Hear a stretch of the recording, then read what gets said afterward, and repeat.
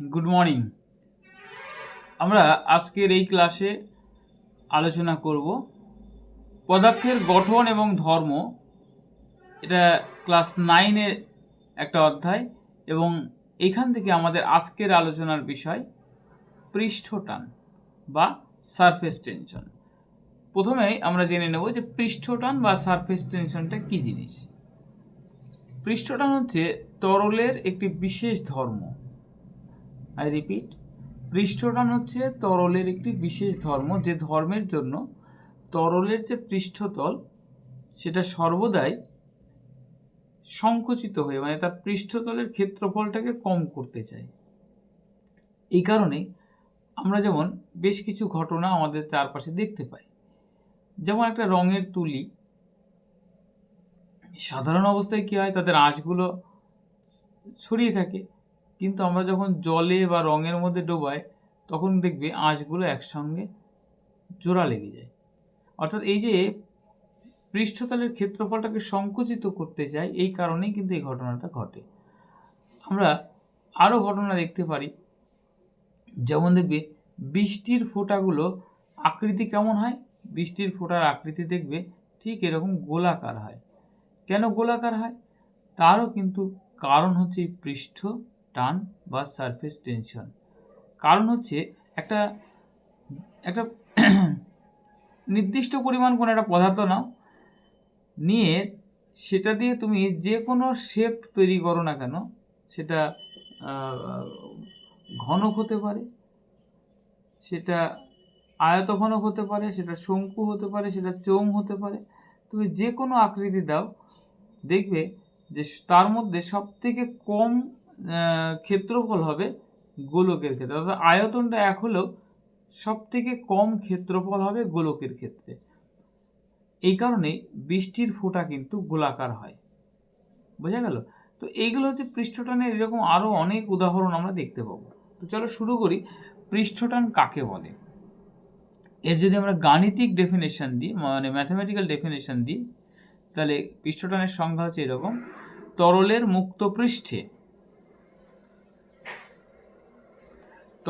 মুক্ত পৃষ্ঠের উপর অঙ্কিত একটি কাল্পনিক রেখার প্রতি একক দৈর্ঘ্যে পৃষ্ঠ বরাবর লম্ব হবে ক্রিয়াশীল বলকেই বলা হচ্ছে পৃষ্ঠটান। চলো একটু বুঝে নেওয়া যাক।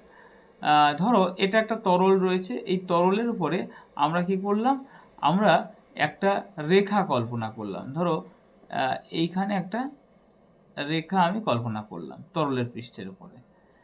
এবার এই যে রেখাটা নিয়েছি, এই রেখার উভয় সাইডে তরলের স্পর্শতলের সঙ্গে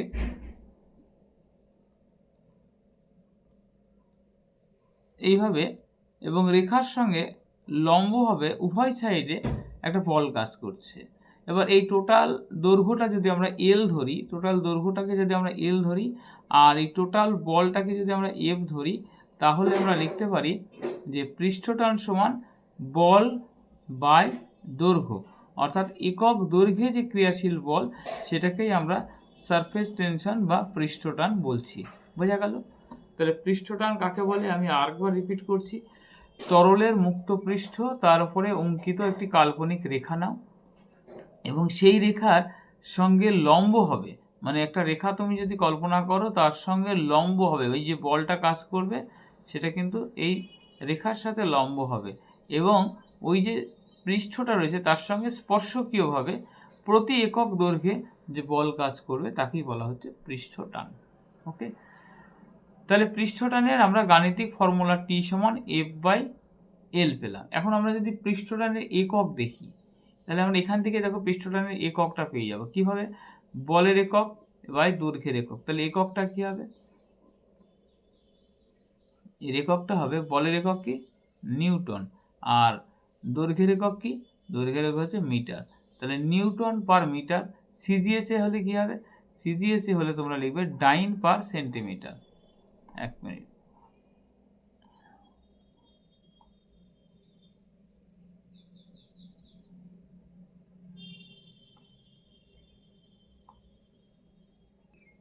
তাহলে সিজিএসএ হলে কী হবে? সিজিএসএ হলে ডাইন পার সেন্টিমিটার, এটা আমরা নিতে পারি।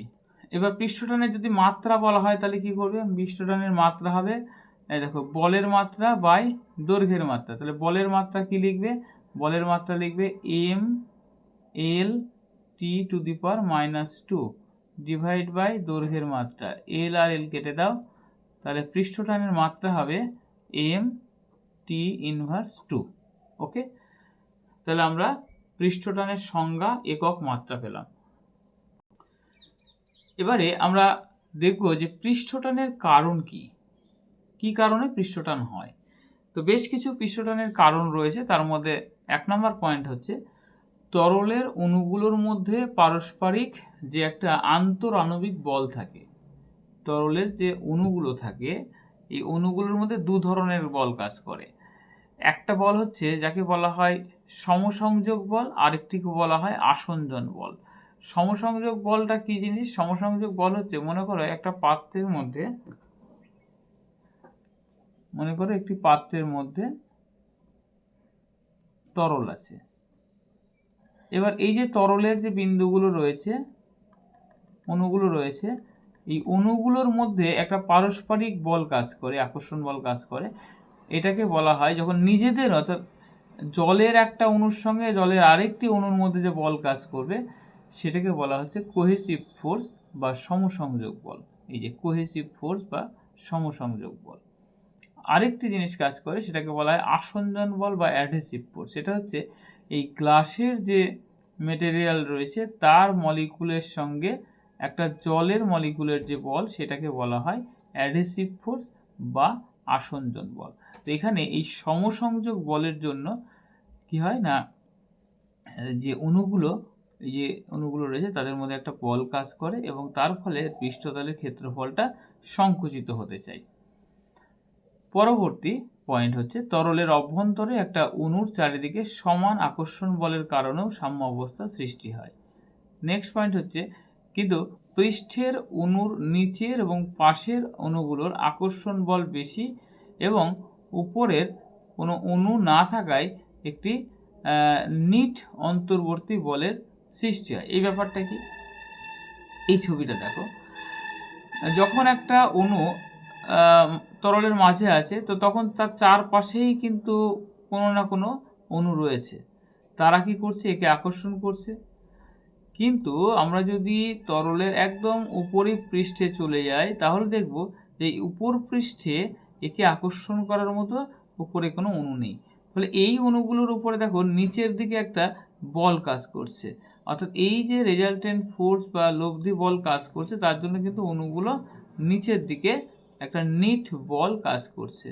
এই জন্য দেখবে আমরা যদি জলের মধ্যে কর্পূর দিয়ে দিই, কর্পূর নিশ্চয়ই দেখেছো, তাহলে দেখবে কর্পূরের দানাটা ইতস্তত ঘুরে বেড়াচ্ছে। মানে একটা কাগজের উপর করে আমরা যদি কর্পূর একটু দিই যেটা জলের সঙ্গে কিছুটা অংশ ঠেকে আছে তাহলে দেখবে ইতস্তত ঘুরে বেড়াচ্ছে। তার কারণ হচ্ছে যেইখানে আমরা কর্পূর দেব সেখানে পৃষ্ঠটান কমে যায় আর অন্যদিকে পৃষ্ঠটান বেশি, তার ফলে ওই কাগজটা কিন্তু একদিক থেকে আরেক দিকে গতিশীল হয়। এটা আমরা প্র্যাকটিক্যালি করে দেখতে পারি।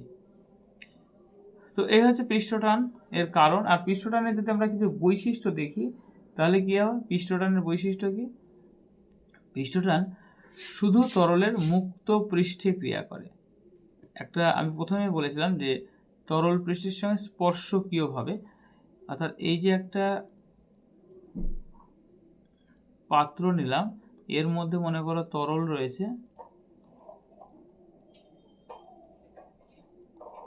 তো তরলের এই যে মুক্ত পৃষ্ঠ, ওই যে ওপেন যে সারফেসটা রয়েছে, পৃষ্ঠটান কিন্তু এই মুক্ত পৃষ্ঠের উপরে ক্রিয়া করে। এটা সর্বদাই পৃষ্ঠকে সংকুচিত করে সর্বনিম্ন ক্ষেত্রফল ধারণ করতে সাহায্য করে। আমি সংজ্ঞার মধ্যেই প্রথমেই বলেছিলাম যে পৃষ্ঠটান হচ্ছে এমন একটি ধর্ম যেটি তার পৃষ্ঠের যে ক্ষেত্রফল, এই ক্ষেত্রফলটাকে মিনিমাইজ করতে চায়, সংকুচিত করতে চায়। তার জন্যই তো বৃষ্টির ফোঁটাটা কেমন হয়, গোলাকার হয়। এটা কিন্তু একটা খুব ইম্পর্টেন্ট কোয়েশ্চেন আসে যে বৃষ্টির ফোঁটা কেন গোলাকার হয়, তার কারণ হচ্ছে পৃষ্ঠটান। নেক্সট পয়েন্ট দেখো, পৃষ্ঠটান তরলের প্রকৃতির উপর নির্ভর করে। মানে জলের ক্ষেত্রে পৃষ্ঠটান একরকম হবে, আবার তেলের ক্ষেত্রে পৃষ্ঠটান একরকম হবে। আচ্ছা এই প্রসঙ্গে একটি কথা বলে রাখি এই যে বললাম জলের ক্ষেত্রে পৃষ্ঠটান একরকম আর তেলের ক্ষেত্রে একরকম, জানো এইটাকে কাজে লাগিয়ে আগেকার দিনে যারা নাবিকরা সমুদ্রে যেত, তো হঠাৎ করে সমুদ্রে একটা ঝড় উঠে এসেছে, তখন তারা কি করত, তখন তাদের জাহাজের মধ্যে যে তেলের যে ব্যারেল থাকতো, সেই ব্যারেল সমুদ্রের জলে ছড়িয়ে দিত। তাহলে কি হতো, সমুদ্রের সময় যে মানে ঝড়ের সময় সমুদ্রে যে বড় বড় যখন ঢেউ জাহাজে আসছে পড়ছে, তো যখনই তেল ঢেলে দেওয়া হতো, তাহলে পৃষ্ঠটান কী হতো, অনেক পরিমাণে কমে যেত। তার ফলে ঢেউগুলো কিন্তু সেই বড় আকার নিতে পারতো না, যেহেতু মানে জলের মধ্যে তেল দিয়ে তেলের পৃষ্ঠটান যেহেতু কম, আর সেই কারণে ঢেউগুলো বড় আকার নিতে পারতো না। এটা একটা খুব মানে আমি বাস্তব একটা উদাহরণ, যেটা যদিও এই মুহূর্তে আমাদের সেই ব্যাপারটা আসে না, আমরা আবহাওয়ার পূর্বাভাস জানি, ঝড় হলে জাহাজ নিরাপদ জায়গায় থাকে, কিন্তু আগেকার দিনে কিন্তু এটা হতো। এরপরে পৃষ্ঠটান তরলের প্রকৃতির উপরে যেটা বললাম। এরপরে তাপমাত্রা বৃদ্ধি পেলে পৃষ্ঠটানের মান কমে যায়। যদি আমরা কোনো একটা তরলকে গরম করি, তাহলে তার পৃষ্ঠটান কমে যাবে।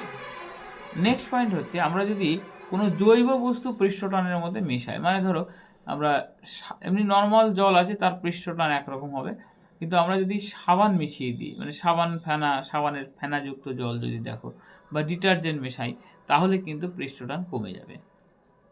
আমরা পৃষ্ঠটানের একক দেখেছি নিউটন পার মিটার, এবং পৃষ্ঠটানের মাত্রা m(T⁻²). তো এই হচ্ছে পৃষ্ঠটান সম্পর্কে আমরা একটা ধারণা পেলাম। এবার আমরা পৃষ্ঠটানের প্রভাবে কি কি ঘটনা আমাদের চারপাশে ঘটে, যেগুলো বেশ কয়েকটা আমি অনেক আগেই বলে দিয়েছি। যেমন হচ্ছে জলের ফোঁটা, এগুলো কিন্তু গোলাকার হয়, পৃষ্ঠটানের প্রভাবে হয়। বৃষ্টির ফোঁটা এটাও কিন্তু গোলাকার ধারণ করে। এছাড়া আরেকটি জিনিস হচ্ছে, সূঁচ অথবা ব্লেড সাবধানে যদি আমরা জলের উপরে রাখি, তাহলে দেখব সেটি ভাসতে থাকে। আমরা যদি একটা সূঁচকে, আমরা জানি সূঁচ জলের মধ্যে ডুবে যায়, কিন্তু আমরা যদি খুব সাবধানে একটা সূঁচকে জলের মধ্যে রাখতে পারো, তুমি মনে করো এটা একটা জল, এর মধ্যে যদি একটি সূঁচকে একদম জলের উপরিতলে যদি খুব সাবধানে রেখে দেওয়া যায়, তাহলে কিন্তু সেটা ভাসতে থাকে। এছাড়া দেখবে পিঁপড়ে বা এই জাতীয় কীট পতঙ্গ, যারা কিন্তু জলের মধ্য দিয়ে হেঁটে যেতে পারে, তো এটাও কিন্তু একটা পৃষ্ঠটানের প্রভাবেই হয়। এছাড়া কাঁচের নলের মধ্যে কৈশিক নল ব্যাপারটা কি, কৈশিক কেশ থেকে এসছে কৈশিক কথাটা, কেশ মানে কি চুল, আর এই কৈশিক কথাটা কেশ থেকে এসেছে। অর্থাৎ চুলের মতো সরু যদি কোনো নল হয়, তাহলে সেই নলকে যদি আমরা জলের মধ্যে ডোবাই, তাহলে দেখা যাবে সেই নল বেয়ে জল কিন্তু ওপরের দিকে উঠে যায়। বিশ্বাস হচ্ছে না? কৈশিক নল কোথায় পাবো আমরা? কৈশিক নল হচ্ছে, তোমরা বাস্তবে যদি থার্মোমিটার দেখে থাকো, তো থার্মোমিটারের মধ্যে একটি নল থাকে, যার মধ্যে দিয়ে পারদের সূত্রটা ওঠে। তো এইটা কিন্তু এই যে থার্মোমিটারের মধ্যে যে নলটা, এটা কিন্তু কৈশিক নল, মানে খুবই সরু নল। এছাড়া আমাদের প্র্যাকটিক্যাল রুমে আমরা কৈশিক নল দেখতেই পাবো। তো এই কৈশিক নলকে যদি জলের মধ্যে ডোবানো যায়, আর আরেকটা বাস্তব আমাদের প্রকৃতির মধ্যে উদাহরণ হচ্ছে যে, তোমরা জানো যে সবুজ উদ্ভিদ তারা কি করে, জল এবং খনিজ লবণ জাইলেম বাহিকার মাধ্যমে পাতায় পৌঁছে দেয়। এই যে জাইলেম বাহিকা, এই জাইলেম বাহিকাগুলো কিন্তু এক একটা কৈশিক নল, তার মধ্য দিয়ে কিন্তু জল উপরের দিকে ওঠে। আচ্ছা, এবার অনেক সময় প্রশ্ন আসতে পারে যে পৃষ্ঠটান কমানোর উপায় কি, কিভাবে আমরা পৃষ্ঠটান কমাতে পারি। আমি একটু আগে বলেছিলাম এই যে সাবান জলের পৃষ্ঠটান কম, তো এরকম অনেকভাবে কমানো যেতে পারে। একটা হচ্ছে, আমরা যদি তরলকে উত্তপ্ত করি, তাহলে পৃষ্ঠটান কমতে পারে, সাবান বা ডিটারজেন্ট মেশালে কমতে পারে। এছাড়া আমরা যদি সারফেস অ্যাক্টিভ এজেন্ট ব্যবহার করি, মানে বিভিন্ন রকম জিনিস আছে, যেমন কৃষিক্ষেত্রেও ব্যবহার করা হয় বিভিন্ন জিনিস জলের পৃষ্ঠটানটাকে কমানোর জন্য, যেগুলোকে আমরা সারফেস অ্যাক্টিভ এজেন্ট বলি। তো এই জাতীয় জিনিস ব্যবহার করলে কিন্তু পৃষ্ঠটান কমে যায়। এবার আসি পৃষ্ঠটানের ব্যবহার কি। প্রচুর আমাদের প্র্যাকটিক্যাল লাইফে আমরা পৃষ্ঠটানের ব্যবহার দেখতে পাই। কীরকম? দেখো, সাবান ও ডিটারজেন্ট কাপড় পরিষ্কার করতে সাহায্য করে। এটা কিন্তু একটা কারণ পৃষ্ঠটানের জন্য হয়। আর পৃষ্ঠটান কি করে, যখনই সাবান আমরা মেশাই জলে, তো পৃষ্ঠটান কমে যায়, তখন কিন্তু ওই যে নোংরাগুলো সেগুলো কাপড় থেকে কিন্তু আলাদা হয়ে আসে। এছাড়া আছে রং এবং কালি কীটনাশক সহজেই কিন্তু ছড়িয়ে পড়ে। আমরা যদি রং, ধরো আমরা যারা পেন্টিং করি, তো কাগজের উপর রং দিলে কাগজ, এই যে রঙের যে অণুগুলো সেগুলো কি কাগজের উপরে ছড়িয়ে যায়। তার কারণ হচ্ছে, একটু আগেই বলছিলাম না যে একটা দু ধরনের বল আছে, একটা হচ্ছে কোহেসিভ ফোর্স, একটা অ্যাডহেসিভ ফোর্স। অ্যাডহেসিভ ফোর্স হচ্ছে তোমার, এটা মনে করো একটা সারফেস, কাগজের সারফেস, এরপর আমি হয়তো জল রং দিলাম, তাহলে জলের অণু আর কাগজের অণুর মধ্যে যে বল সেটাকে বলা হচ্ছে অ্যাডহেসিভ ফোর্স। তো কী হচ্ছে, আর জলের অণুগুলো বা রঙের যে অণুগুলো তাদের মধ্যে নিজেদের মধ্যে যে বল সেটাকে বলা হয় কোহেসিভ ফোর্স।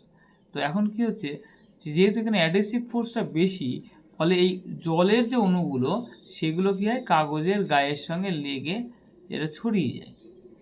একইভাবে আমরা আরেকটা জিনিস দেখতে পারি, তোমরা দেখবে কচুর পাতার উপরে জল এইভাবে দাঁড়িয়ে থাকে। এই ক্ষেত্রে কিন্তু আর উল্টো ঘটনা হয়, অর্থাৎ এখানে কোহেসিভ ফোর্স এটা বেশি, যার ফলে কোহেসিভ ফোর্স মানে কি, জলের অণুগুলোর মধ্যে যে বল সেইটা তুলনামূলক বেশি। কার তুলনায় বেশি, অর্থাৎ জলের অণুর সঙ্গে কচুর পাতার এই উপাদানের যে আকর্ষণ বল তার থেকে, অর্থাৎ এটা অ্যাডহেসিভ ফোর্স, এর থেকে জলের অণুগুলোর নিজেদের মধ্যে যে আকর্ষণ বল সেটা অনেক বেশি, অর্থাৎ কোহেসিভ ফোর্সের মান অনেক বেশি। তাই জলের অণুগুলো কিন্তু কচু পাতার উপরে দাঁড়িয়ে থাকে, কিন্তু আমরা যদি কাগজের উপরে দিই তাহলে কিন্তু সে কাগজের উপর থেকে ছড়িয়ে যায়। তার কারণ এক্ষেত্রে অ্যাডহেসিভ ফোর্সটা কোহেসিভ ফোর্সের থেকে বেশি, আর এক্ষেত্রে কোহেসিভ ফোর্সটা বেশি। এক্ষেত্রে cohesive force greater than adhesive force, আর এক্ষেত্রে adhesive force greater than cohesive force. বোঝা গেল? এছাড়া আমরা এই যে এই ধরনের পেন আমরা আগে দেখেছি মানুষ এগুলো ব্যবহার করতো, এগুলোকে বলা হয় ফাউন্টেন পেন। এই ফাউন্টেন পেনের এই যে চেরা অংশ দিয়ে কালিগুলো যে বেরিয়ে আসে, এটাও কিন্তু পৃষ্ঠটানের জন্য হয়। চিকিৎসায় ওষুধের যে ফোঁটা তৈরিতে, সেক্ষেত্রেও কিন্তু আমরা এই দেখো যে ড্রপ করে, দেখো বাচ্চাদের ওষুধ খাওয়ানোর সময় এই জিনিস ব্যবহার করে না, এখানেও কিন্তু পৃষ্ঠটান কাজ করছে। এছাড়া বিভিন্ন যে স্প্রে যন্ত্র হয় সেখানেও কিন্তু পৃষ্ঠটান কাজ করে। ওকে, তো তোমাদের ক্লাস 9 লেভেলে পৃষ্ঠটান সম্পর্কে যতটুকু আছে টোটালটা আমি শেয়ার করলাম। আমি এই পুরো পেজটাকে একসঙ্গে রাখছি, তোমরা এটাকে স্ক্রিনশট করে রাখতে পারো এবং এটাই তোমরা নোট হিসেবে ব্যবহার করতে পারো, খাতাতে লিখে নিয়ে নোট হিসেবে ব্যবহার করতে পারো। এই যে অংশটা দেখছো, এই টোটাল পৃষ্ঠটান সম্পর্কে এখান থেকেই কিন্তু তোমার যাবতীয় প্রশ্ন পরীক্ষায় আসবে। তাহলে পৃষ্ঠটান কাকে বলে, পৃষ্ঠটানের একক কী, পৃষ্ঠটানের মাত্রা কী, পৃষ্ঠটান এর কারণটা কী এবং এর বৈশিষ্ট্য কী, পৃষ্ঠটানের কী কীভাবে মানে কোন ক্ষেত্রে পৃষ্ঠটানের প্রভাব কাজ করে, পৃষ্ঠটানকে কী কী উপায়ে চেঞ্জ করা যায় এবং পৃষ্ঠটানের ব্যবহার কী। ওকে, থ্যাংক ইউ, দেখা হবে পরের ক্লাসে। ভিডিওটি ভালো লাগলে অবশ্যই একটি লাইক করবে, চ্যানেলটি সাবস্ক্রাইব করে রাখবে এইরকম নতুন নতুন ভিডিও পাওয়ার জন্য। ধন্যবাদ।